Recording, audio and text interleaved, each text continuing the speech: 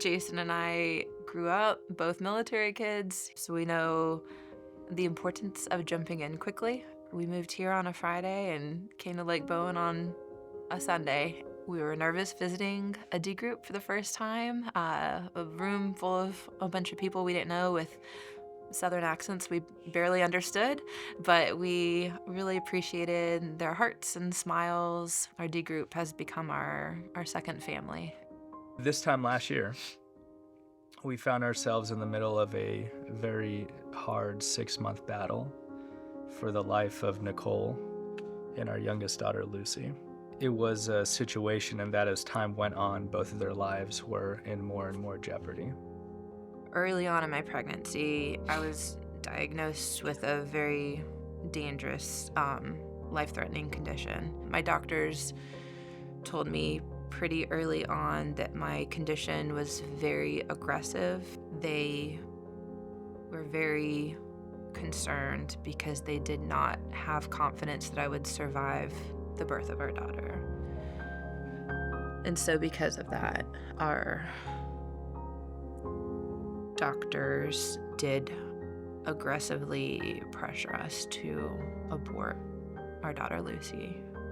But either way, it was still likely that I was going to lose organs or part of organs in my body, possibly both of my legs, with how long they were going to have to cut off blood flow in order to save my life during the surgery. I believed it was more likely that she was going to survive, and so I was also preparing myself to say goodbye to my husband and my children and my family during that time. I'm laying in the hospital bed and I can feel my daughter kicking healthily with a strong heartbeat. I can feel her kicking inside me. And the doctor told me that I was choosing to die and choosing to throw my life away and deprive my other 2 children of a mother for a child that wouldn't even survive. But I knew that that wasn't the decision I was making. It's not my life versus Lucy's. I felt like we were a team trying to survive together, and I would have sacrificed myself for any of my 3 children. I came to believe that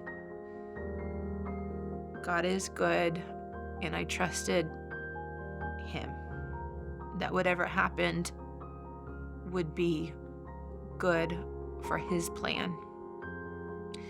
And so when Lucy died, really it saved my life because the doctors were able to do the procedure they wanted to do in the first place.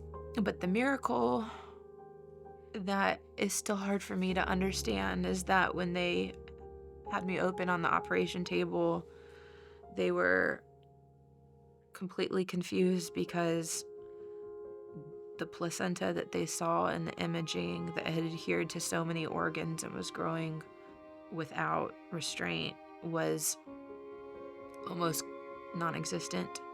Maybe just the imaging was wrong. That was their response. You were trying to get me to kill my baby and you're claiming now the imaging was just wrong. What happened was a miracle. God saved me. In the middle of it, it wasn't so clear.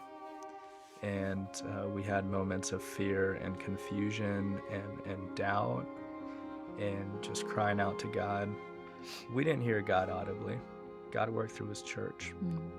Our D group would audio conference us into every Sunday morning so that we could be a part of the D group, and they included us in that, and that was such a blessing for us. I remember one evening just weeping in my bed by myself, and 3 of my best friends from D group came in and at the right time and just to be there with me. Another lady from church showed up in the morning that we knew Lucy was gone, and she didn't know what she was walking into. She thought she was coming for a visit, but she was there with me when Jason had to go home and tell my parents. We were surrounded by God's people, even though it was the worst time of our lives. We know that we serve a good God, and we believe that His decision to take her into His arms was the best one. Our prayer is that everyone that was a part of Lucy's story while she was alive or hears of her story comes to saving faith in Jesus Christ. We've gotten so many testimonies of Christians that have been strengthened through her life, and I've never known somebody with no voice have such an impact in spreading the gospel.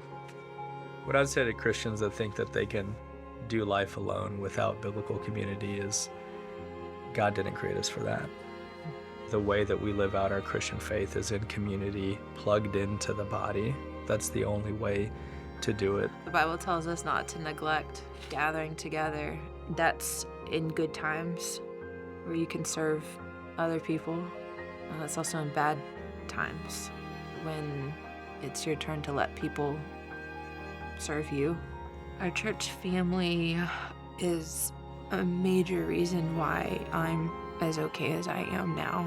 I have people who still check on me frequently, but not just checking on me in my grief, but who have pulled me back into the life of the church as well. Being a part of a church body is about supporting each other, encouraging each other, and that's not something you can do in isolation.